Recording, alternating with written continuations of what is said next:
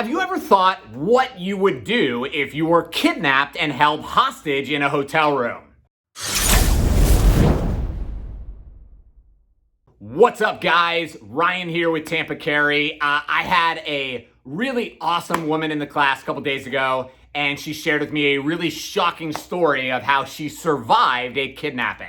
So she said that her husband got really into drugs and into kind of the gang life and just became very violent. So she decided to divorce him. So after the divorce, he went to prison, got out of prison, and then one day she pulls into her job, and as she gets out of her vehicle, the ex-husband grabbed her, put her into his car, and tied her up. Then he brought her to a motel room where this woman was tied up and being held hostage. Now, based on what she was saying, it sounds like she truly believed that this ex-husband was just going to murder her. Now, what would you do in this situation? Is the use of a firearm even justified in this moment? Of course, the answer is yes, right? According to the Florida Justified Use of Force statute, which is 776.012 subsection 2, it reads, a person is justified in using or threatening to use deadly force if he or she reasonably believes that threatening to use such force is necessary to prevent imminent death, great bodily harm, or the imminent commission of a forcible felony. In my opinion, I think it's very reasonable to believe that you might die within moments if you're being held hostage inside of a hotel room, right? I think you guys would all agree with me here. The big one, though, is the forcible felony. One of the 16 forcible felonies is kidnapping.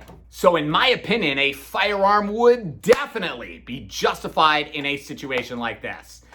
But she didn't have a gun. She had something a lot more powerful than a gun. I asked her, I said, so what did you do? Like you're tied up, you're, secured, you think you're about to die. She said, I just started singing as loud as I could, nothing but the blood of Jesus. What an amazing song. And she said she just started singing it, and all of a sudden her ex-husband got so angry, so frustrated that he untied her and he told her to just get out. How amazing is that? I talk to my children a lot about what they should do if they're ever kidnapped. It's a big issue. The sex slavery industry is very big, and it happens a lot, and you've got to talk to your kids about this. Number one, you got to fight.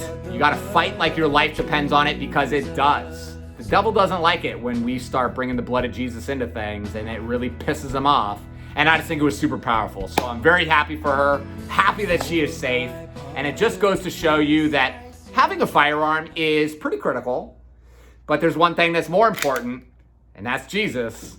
That will keep you safe. I think it was absolutely amazing story. So let me know what you guys think about that down in the comments below, what you think about this woman's story. Yeah, I want to know what you would have done in that situation. If you're tied up, you have no gun, you got no other way to get out, what would you do if you were being held hostage? Leave that comment down below. If you guys haven't subscribed to the channel, please do. I am awesome, and I'm even better looking in real life.